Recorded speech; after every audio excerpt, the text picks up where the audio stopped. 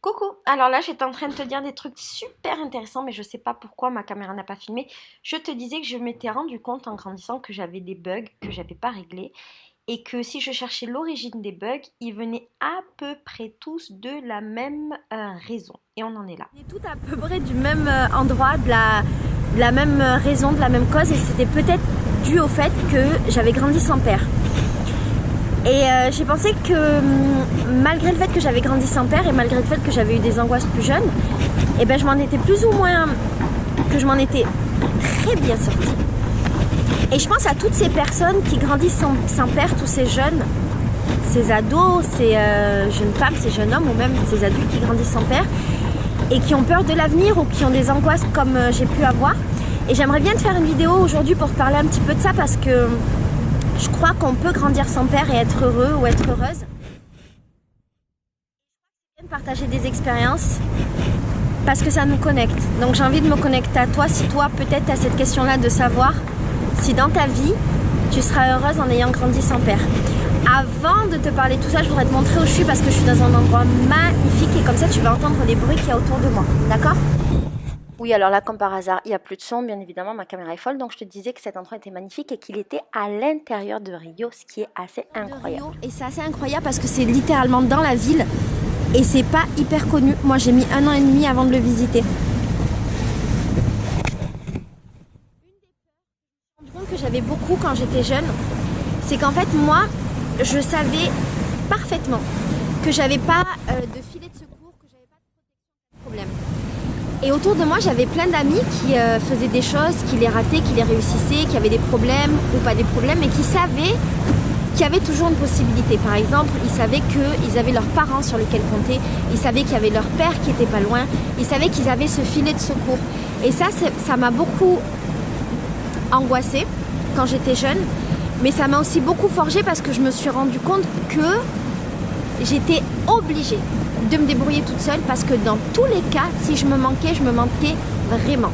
Un autre truc, c'est que je me suis jamais... Putain, c'est tellement beau, je suis... Un autre truc, c'est que je me suis jamais sentie protégée. Par exemple, quand tu as un problème, quand tu es petit ou jeune et que tu t'embrouilles avec quelqu'un, tu sais que tu peux dire à tes parents et que tes parents vont t'aider. Quand tu as un problème dans la vie, tout à l'heure, je parlais du filet de secours qui était plus matériel, financier, éventuellement. Mais là, je te parle plutôt d'un point de vue moral. D'un point de vue moral, je pense que c'est important d'avoir un papa, parce que le papa, c'est quand même un socle qui est important. C'est quelque chose qui te forge. Et le fait que j'ai grandi sans papa, j'ai pas vraiment grandi sans papa, je vais t'expliquer un petit peu comment j'ai grandi et ma relation à mon père, que tu connais sans doute si tu connais mes vidéos.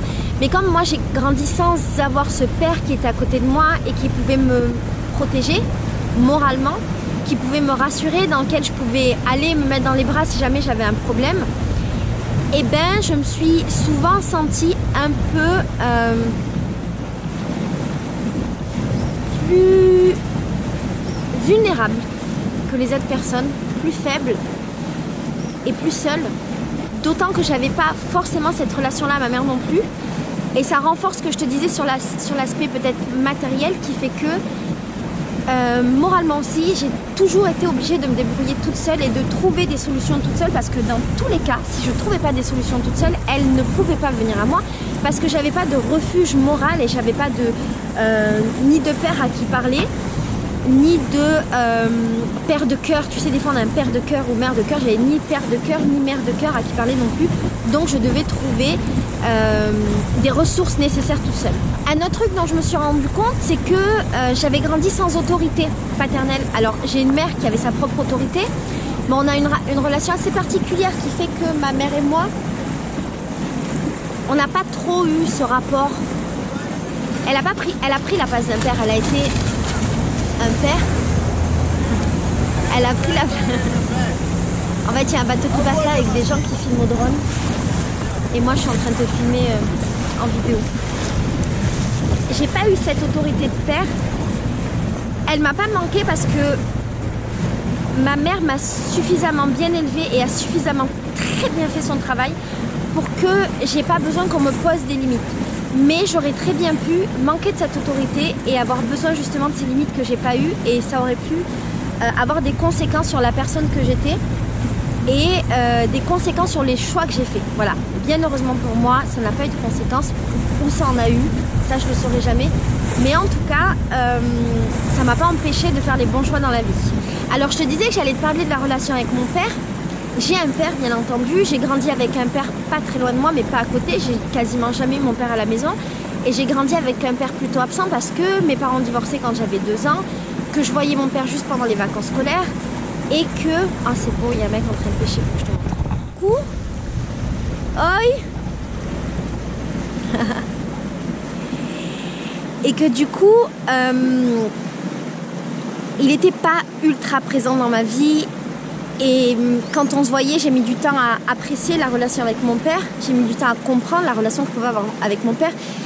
Et du coup, je me suis toujours sentie comme si j'étais quelqu'un qui vivait sans père. Alors la chance que j'ai eue dans cette histoire, c'est que j'ai eu une mère qui a toujours été là et qui du coup a complètement comblé cette place, ce qui fait que ça m'a pas affectée autant que ça aurait pu m'affecter.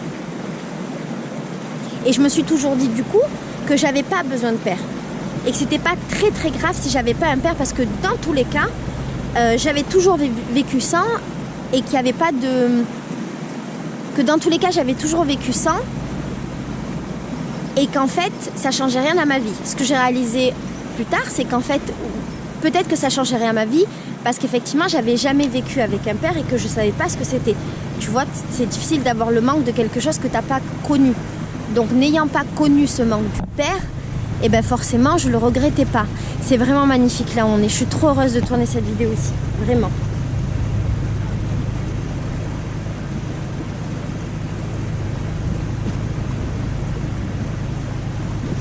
Ce qui est intéressant aussi dans ma vie, c'est que j'ai grandi avec ma mère, ma soeur, mes 3 petits frères, les amis de ma mère, les femmes de la famille. Et très souvent, j'ai eu l'impression de vivre dans un monde de femmes. J'ai eu l'impression d'être entourée par des femmes. Et j'ai eu l'impression que justement, j'avais pas besoin d'hommes dans ma vie. Et je pense que si j'avais eu un père, j'aurais pas eu cette impression-là. Ça aurait été totalement différent. Et c'est marrant parce que je te disais que j'ai 3 frères, j'ai eu 3 frères. Et pour autant, j'ai eu l'impression... Oi. Et pour autant, j'ai eu l'impression de grandir dans un monde d'hommes parce que mes frères étaient petits et comme c'était des enfants, et ben pour moi, ils étaient un peu asexués. J'avais pas l'impression d'avoir des hommes dans ma vie. J'ai eu quelques hommes dans ma vie parce que ma mère s'est mariée plusieurs fois. Et chaque fois que j'ai eu des hommes dans ma vie, il s'est avéré que ces hommes n'étaient pas à la hauteur et ça a toujours été plus ou moins des échecs. Alors ces échecs, regarde là-bas, il y a des animaux. Alors ces échecs, ils ne s'expliquent pas forcément par rapport aux hommes, ça s'explique par rapport aux relations qu'avaient ces hommes-là avec ma mère, mais c'est des choses que moi je ne pouvais pas comprendre, que j'ai mis très longtemps à comprendre. Et dans ma tête de jeune femme ou d'enfant, toutes les relations avec des hommes étaient des échecs.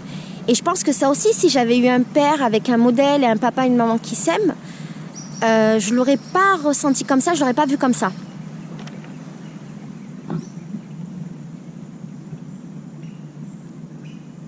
C'est marrant parce qu'à 20 ans, alors ici je te fais juste une pause, c'est magnifique et il y a souvent des crocodiles. Je ne sais pas si on va les voir aujourd'hui, mais en tout cas il y en a souvent.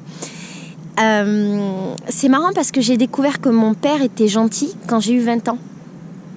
Et alors, c'est bizarre de dire qu'il était gentil. Mon père est très gentil.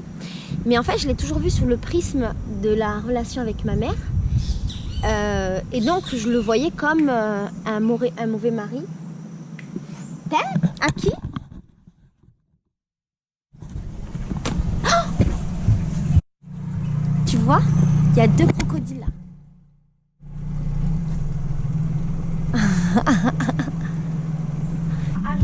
Lógico.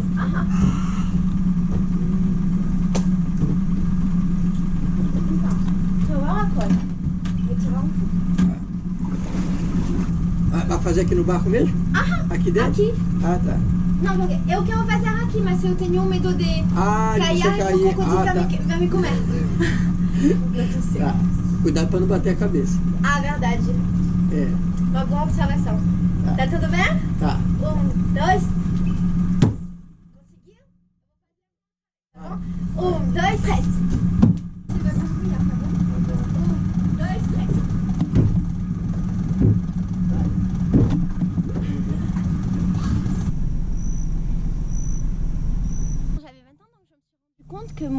que mon père était une bonne personne et que sa relation avec ma mère ne me regardait pas. Et vers la trentaine, j'ai compris que lui-même avait ses propres bugs et qu'il était imparfait et que je ne pouvais pas passer ma vie à lui reprocher d'avoir été absent, parce que s'il avait été absent, il avait ses propres raisons et, comme je te disais, ses propres problèmes à lui. Mais malgré ça, j'ai pas réussi vraiment à recréer le lien. Ce dont je me suis rendu compte de tout ça, c'est que même si je m'en rendais pas bien compte et même si j'en avais pas bien conscience, l'absence de mon père, elle m'a marquée en tant que femme parce qu'elle m'a créé les angoisses dont je te parlais plus tôt, et aussi parce qu'en fait, toute ma vie, j'ai un peu recherché un père quand j'étais avec des hommes, et Farid était un très bon exemple. Farid était un peu mon père, c'était aussi mon meilleur ami. Et très souvent, on était dans cette configuration où je lui disais « Tu n'es pas mon père, arrête de me parler comme ça, arrête de faire ça, arrête de machin ». Et un jour, ça m'a fait un choc en fait de lui dire ça, parce que je me suis dit « Ah mon Dieu, en fait, c'est ça le délire. En fait, Farid, c'est mon père de substitution. » Et on n'a même pas un décalage d'âge. C'est simplement que ce qu'il représentait et ce qu'il m'apportait, à savoir cette stabilité matérielle, morale, psychologique, cette écoute qu'il m'apportait, c'était un petit peu ce filet de secours, c'était un petit peu ce qui m'avait manqué dans ma vie sans père. Aujourd'hui, j'ai 35 ans, en vrai dans quelques jours j'ai 35 ans, et si je fais un bilan de ma vie sans père, eh ben, je me rends compte que je m'en suis vachement bien sortie. J'ai quand même eu une belle histoire de vie, de mes petits 35 ans.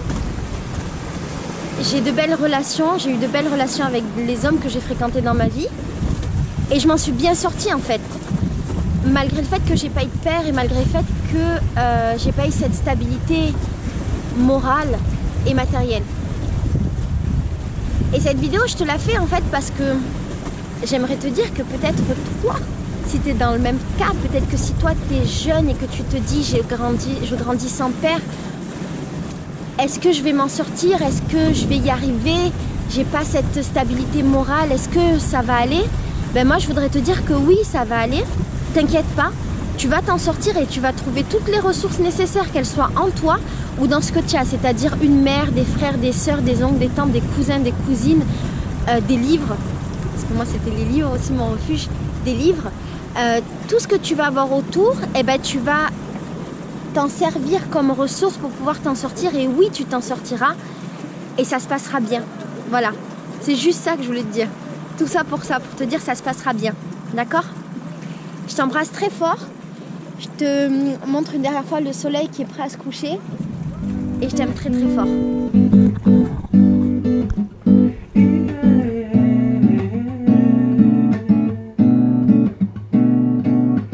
Ela tem cores